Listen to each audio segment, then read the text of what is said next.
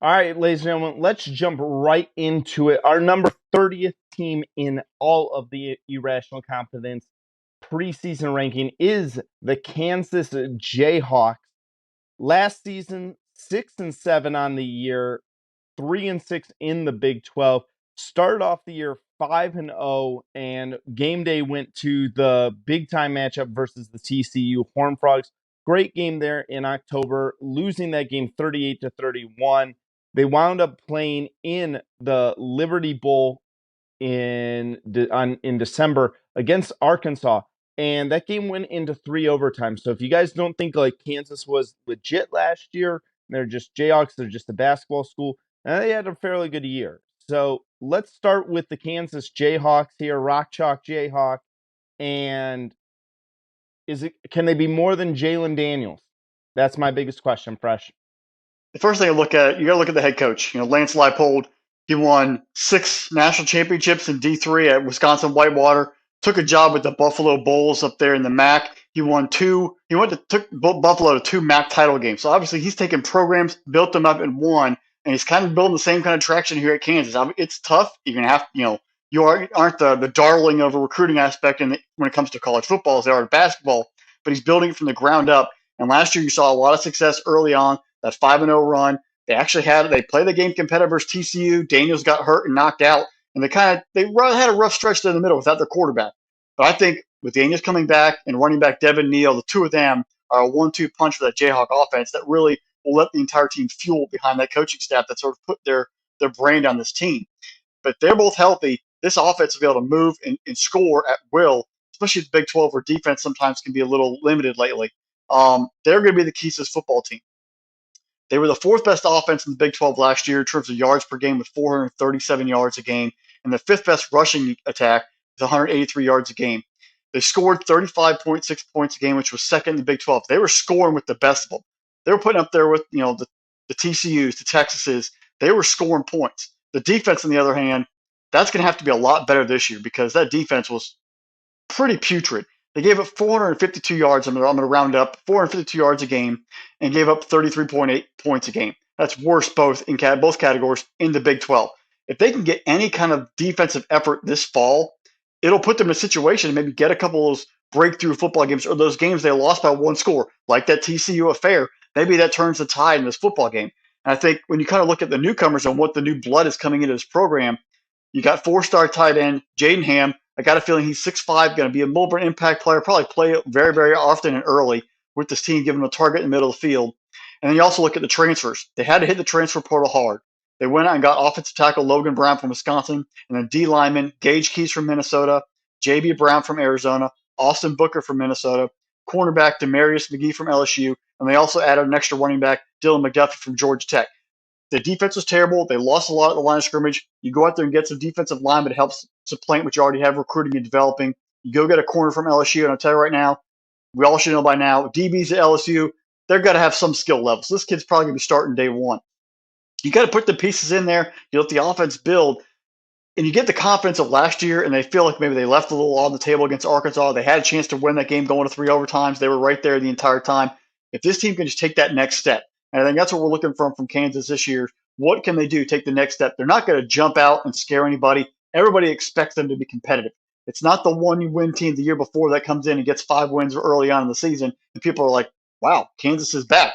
Now your people are expecting to be competitive and be able to play there, and now you have to be able to take that target on your back, per se, and be able to build off of it.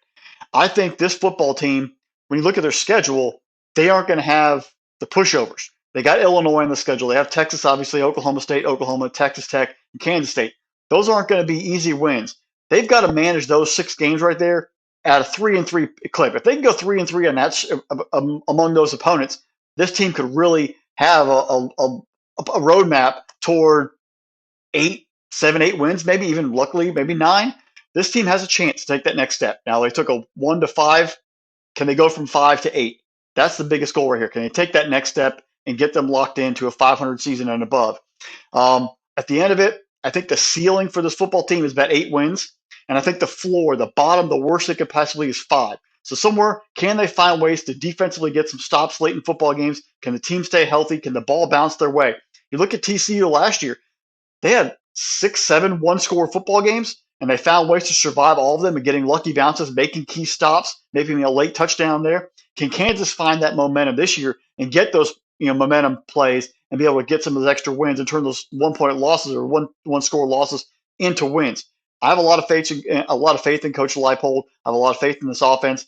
I just want to see what they can do defensively. But I think it's going to be a fun, exciting season in Lawrence, Kansas, and what the Jayhawks can do in the Big 12. I'll be something to keep an eye on. Yeah, Fresh. My question for Kansas, and I'll always ask some questions here. Can they win without Jalen Daniels being Superman the whole time? And that's really got to come down to it, because when we watch Kansas start on that 5-0 run, Jalen Daniels was playing out of his mind during that stretch. You're right. Devin Neal, I'm sorry, coming back is a huge boost for him. Over 1,000-yard rusher. That can be a quarterback's best friend. But the two guys that you're taking a look at, you're looking at Lawrence Arnold and you're looking at Luke Grimm on the outside as wide receiver. They got 92 or 96 catches together, over 1,300 yards, 10 touchdowns between the two of them, both of them coming back. I think if Daniels can kind of sit back in the pocket this year, and he ran for 77 rushes last year. He took off 77 times. If he can kind of sit back in the pocket and deliver the ball a little bit more and turn a little bit more into a passer, I mean, you still want to keep that dual threat ability where if the pocket breaks down, you can take off, you can get out of trouble there. Yeah, it's definitely going to help them. But I need to see him take the next step as a passer, not just as a superhuman athlete that just does whatever he can when the game needs him most. Yeah, you still want to have that ability, but you want to take the next step as you were talking about it. I love their offensive line. I love their center right there, Mike Norvetsky, red shirt senior. The dude is a beast. He's going to be the leader of that offensive line. The dude's smart. He's going to call out. Don't be shocked if you hear his name be a top 3-round pick next year in the NFL draft.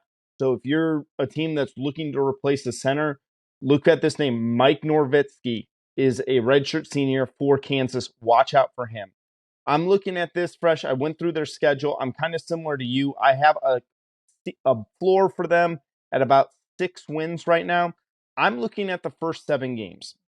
The first 7 games include that date, week 2 versus the Illini. That is in Lawrence, Kansas. We're going to learn a lot about this Kansas team in the first 2 weeks of the season. Yeah, you're going to go in Missouri State Bears. You're going to probably put the boots to them. But then that week 2, when Brett Bielema come into Lawrence, hey, you get about 12 days or 10 days to prepare for that game. That's going to tell us a lot. You got week 3 against Nevada. If you're starting the year 3-0 and your bye is October 21st right now, there's 7 games prior. If you are 4-3 or 3-4, that's when we can start having that conversation. Okay, are we going to be able to see Kansas get to that 8-win spot? I got their ceiling at 8 wins. I don't see them winning the Big 12 here. It would take a Herculean effort on their end. They got some tough games, especially ending the season. I look at that game versus Texas Tech and K-State, but those are both at home in Lawrence. So watch out there. Things can get kind of crazy when you get into the plains of Kansas. I mean, how cool do you think that is, though? If you come in, you get 1 win, and then 2 years later you're at 8 wins at Kansas. Um, it shows you programs where they're at and expectations are completely different. If somebody wins 8 games at one school, that's a fireable offense. But if you start winning 8 games at Kansas in a 3-year span, getting it from basically nothing to 8, that's a huge accomplishment. That just shows that the building blocks are at the very bottom and building core up, which Coach Leipold has done, and it's something you kind of want to see deep down. You want to see that success. Yeah, absolutely. All right, Fresh, let's go to our 29th team. They're out of the Big Ten. It is the Illinois Fighting Illini, coming off of an 8-5 season, 5-4 in the Big Ten. They wind up going to the Reliant Quest Bowl, facing Mississippi State in that game. I don't think that they had a chance winning that football game after the death of Coach Leach.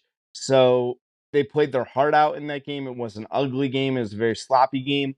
But, you know, Mississippi State was playing with too much emotion for that one, so a little tough there. They wound up finishing off 2022 with 3 losses in their last 4 regular season games. You take a look, they wound up losing to Michigan State, losing to Purdue. Both of those were at home. Then they traveled to Ann Arbor. They were winning that game most of the all the way through about the fourth quarter there. Won't bring up some things that happened in that game there, but Michigan winds up winning it, and it kind of has Illinois tumbling. So let's take a look at the 2023 version of the Fighting Illini. Lost a bunch in that great secondary, but they do have some nice things coming back here.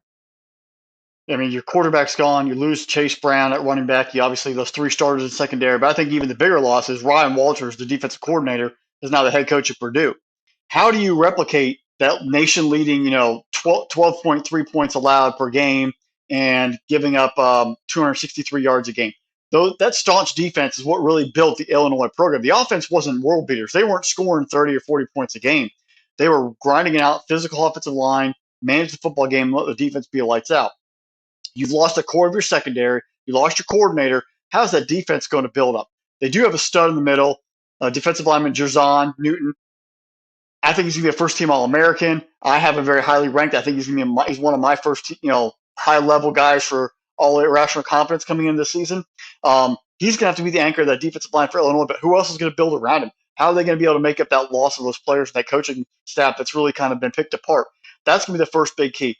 Brett Bielema has built a legacy on being physical, run the football, 2 tight ends, play great defense. He did it at Wisconsin, won 3 Big Ten titles, had a major clunker down at Arkansas, but he's kind of putting the work back here at Illinois. Last season, though, it kind of worried me, and you brought it up earlier, the clunkers, the bad losses. The Michigan loss, I'm not going